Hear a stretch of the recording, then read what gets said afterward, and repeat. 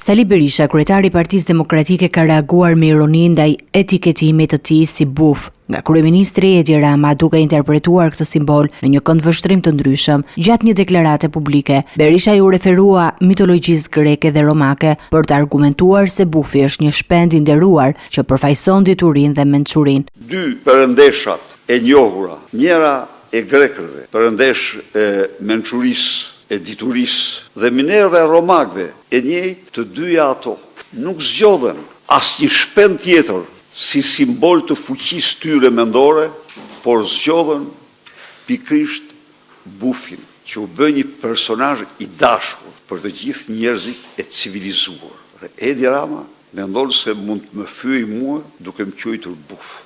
Ignoranza non est argumentum, thot latini. Ignoranca nuk është argument. Me kaq. Jo përgjigje vjen pasi Rama e kishte përdorur simbolikën e bufit për sulmuar Berishën, duke e përshkruar si një specie armiqësore ndaj diversitetit dhe një shpend që grumbullon helme. Kryeministri synonte të përçonte liderin demokrat përmes këtij krahasimi, por Berisha vendosi ta përdorë për t'i atribuar vetes cilësi pozitive. Gjatë deklaratës, Berisha prezantoi gjithashtu logon e re të Aleancës që drejton për zgjedhjet e 11 majit, ku dominon numri që koalicioni ka në fletën e votimit. Në këtë mënyrë ai synon të theksoj kohezionin dhe vendosshmërinë e opozitës përbatë qeverisë aktuale. Ata që votojnë për Partinë Demokratike dhe Aleancën Shqipëria Madhështore votojnë njëshin. De facto janë njëshin. Berisha ndau detajet e pjesëmarrjes së tij në Kongresin e Partive Popullore. Do shkoj dhe do të paraqes Shqipëri të vërtetat siç i ka Shqipëri. Ju them unë që kjo paraqitje e të vërtetave të Shqipërisë do ndihmoj Shqipërinë dhe shqiptarët. Do ndihmoj